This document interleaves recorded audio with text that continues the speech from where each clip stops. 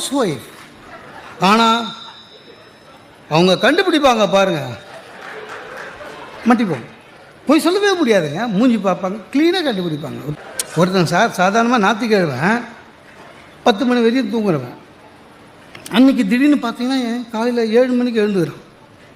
எழுந்து ஷேவ் பண்ணுறான், ஞாயிற்றுக்கிழமை ஷேவ் பண்ணுறான் அப்படின்றான், ட்ரிம் பண்ணுறான், இன் பண்ணான், ஃபஸ்ட் கிளாஸாக ஷூ பாலிஷ் போடுறான். இவளுக்கு சந்தேகம் வந்துடுச்சு. ஏன்னா ஞாயிற்றுக்கிழமையில் சாதாரணமாக 11 மணி வரையும் லுங்கியோடு தூங்குறவன் ஒன்றுமே சொல்லாமல் கிளம்புறான். இந்த அம்மா என்ன பண்ணிச்சு, எங்கங்க என்னையா கேட்ட? பொய் சொல்லும் போது நம்ம ஆளுக்கு பேச்சு வராது. அது இல்லாமல் பொய் சொல்லும் போது சத்தமாக பேசுவானுங்க, பார்த்துக்கிறீங்களா? என்னது என்னையா கேட்ட? டேய் உன்னை தான் கேட்குது, சொல்லிட்டா. என்னையா கேட்ட? உன்னை தான் கேட்குது, சொல்லு. நான் வந்து சேர்மன் டெல்லியிலேருந்து வர்றாரு, ரிசீவ் பண்ண போகிறேன். பொய், அவளுக்கு தெரியும் பொய்ன்னு. நீ பொய் சொல்கிறேன்னா சண்டை பெருசாக இருக்கும். அவங்க எவ்வளோ புத்திசாலிங்க லேடிஸு.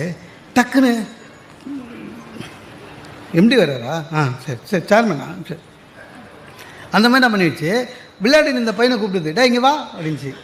பிளேன் கிட்ட இருந்து பார்க்கணும், நீ அப்பா ஏர்போர்ட்டு போகிறார் கூட போனுச்சு. அப்போ நீ என்ன நம்பல? அப்போ நம்ப, டே நம்மள தான் அனுப்புது. உண்மையை சொல்லு.